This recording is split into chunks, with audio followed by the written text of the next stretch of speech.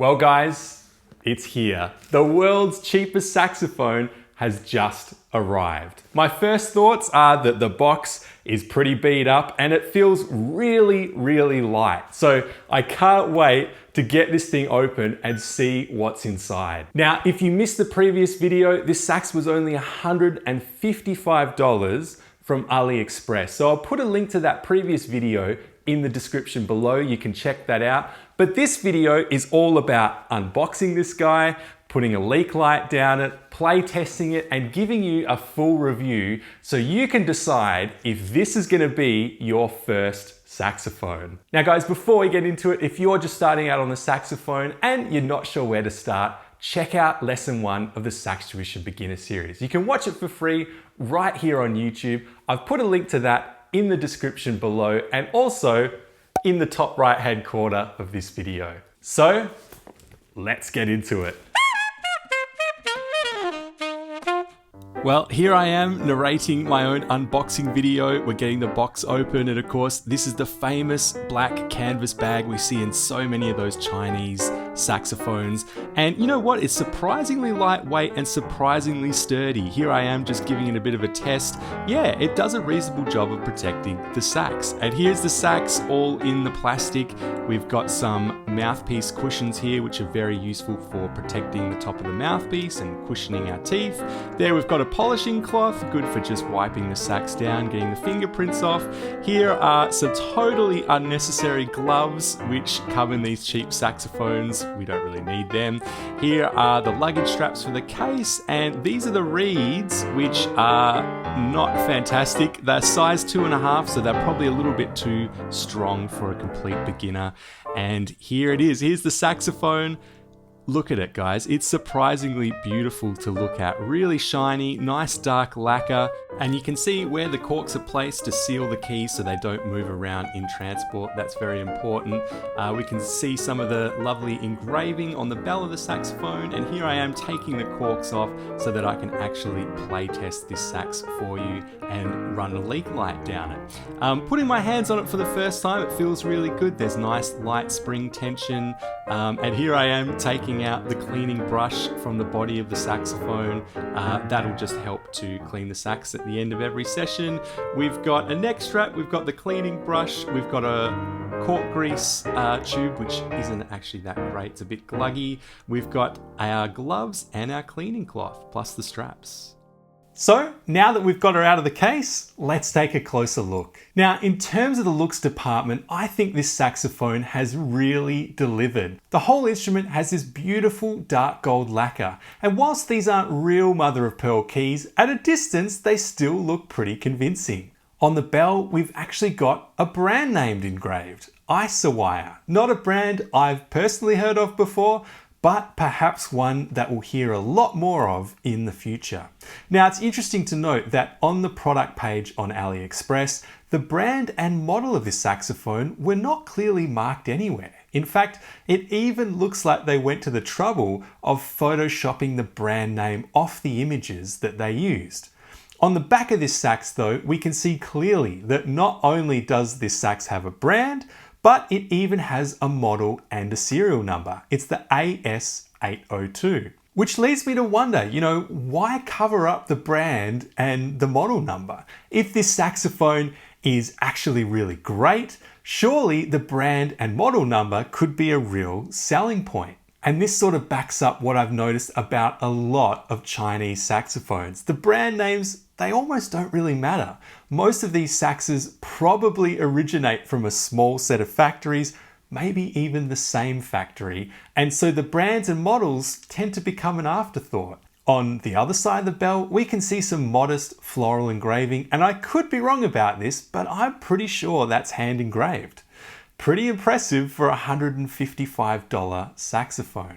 Putting my hands on it for the first time, everything feels pretty good, I must say. The spring tension feels light and it feels even in both hands. Having said that, I did notice that some of the key heights are not quite aligned in the right hand, and in the palm keys, the key heights when pressed down are quite noticeably different. The E flat key opens up way more than the D and the F key.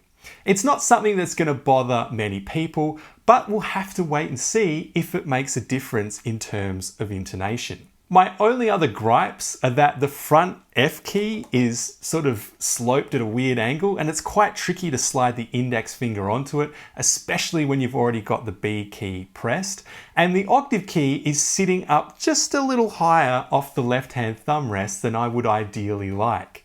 I do have to give a special shout out to the left-hand pinky cluster though. For those in the know, that's where the G sharp key is located. Moving your pinky finger over the rollers does feel very smooth. It feels very close to how a professional horn feels, and I think ergonomically, that's one of the most challenging things to get right on a saxophone. You'll probably notice, guys, that I'm not really reviewing this saxophone like it's a $155 saxophone. I'm reviewing it just based on my experience with it. The fact that I can even talk about it in these terms, I think is already pretty impressive. Next up, we have to ask the question, do the keys on this sax actually seal properly? The leak light will reveal all. And you know what? To my pleasant surprise, yes, everything seals great. Well, almost everything. I did discover a leak on the low B key and a pretty massive leak on the low B flat key.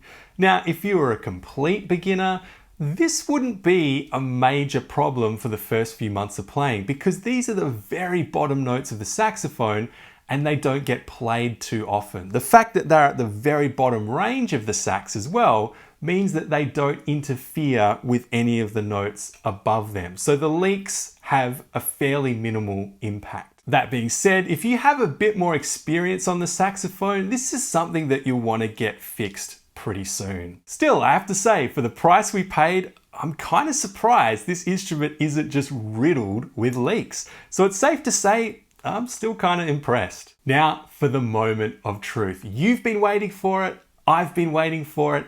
How does this saxophone actually sound? For this playtest, I'm going to use 3 different mouthpieces. The stock mouthpiece that comes in the case, a Yamaha 4C, which is the gold standard for beginner saxophone mouthpieces, and my personal Mayer Jazz Hard Rubber 6, which is a professional jazz mouthpiece. So, here it is.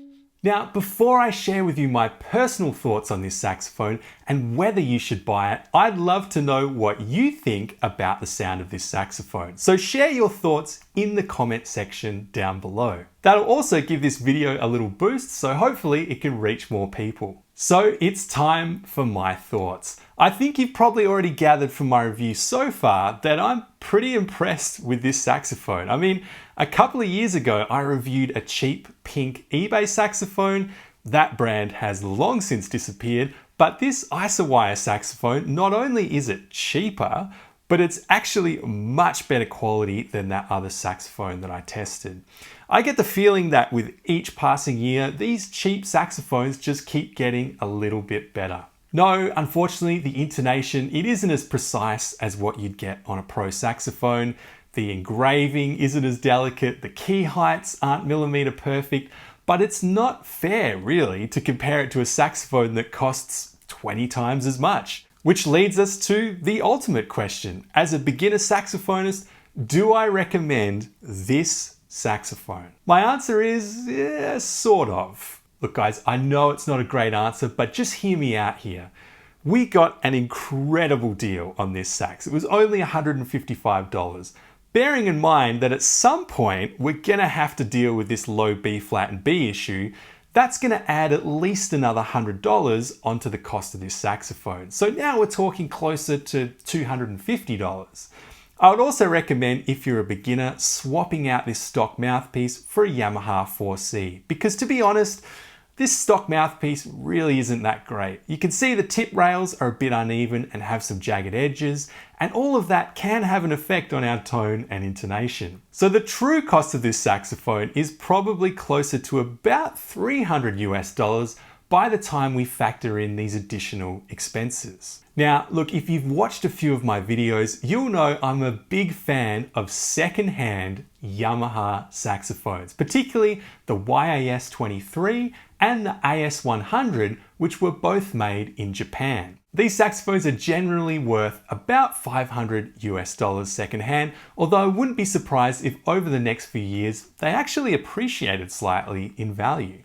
To me, for the extra $200 you'd spend, you'd be getting a much better saxophone, something that's been tried and tested, and that seems worth it, in my opinion. Look, it's probably going to have a few scratches. There won't be any engraving. Perhaps some of the lacquer is actually starting to wear off. But the sax itself is something that you could potentially keep for decades. It also de-risks the entire purchase. You know, I was fortunate enough to get a saxophone with a couple of leaks that aren't really going to bother a beginner in the first few months of playing. But if the saxophone had arrived with leaks at the top of the instrument, that could make the whole thing unplayable and more expensive to fix. To be honest, I also don't know how successful you'd be trying to organize a replacement or some sort of refund to cover the costs of repair through AliExpress. I think it'd probably be just about impossible. So, are the extra savings worth it for you? And how does that fit within your budget? Well, these are questions that only you can answer. But I will say that if you're on a tight budget, you could do a heck of a lot worse than the world's cheapest saxophone. So guys, let me know your thoughts. Were you impressed by this saxophone? Was there a question that you had that I didn't have time to cover in the video? Leave your comments and questions in the comment section down below. And if this video has inspired you to start learning the saxophone, check out the SaxTuition Beginner Series. It's a complete package for learning the saxophone from scratch. There's 12 lesson videos, a 68-page ebook, and over 200 demo tracks to play along with. You can watch lesson 1 right here on YouTube, or if you're ready to dive straight in, you can go to www.saxtuition.com to get the entire course. By the end of the course, you'll know every note on the saxophone, you'll be playing with a great sound, and you'll have all the basics you need to start playing the music that you've always really wanted to play. Well, thanks again for watching, guys. Hit the like button and subscribe to the SaxTuition YouTube channel for more great saxophone content, and I'll see you all again soon.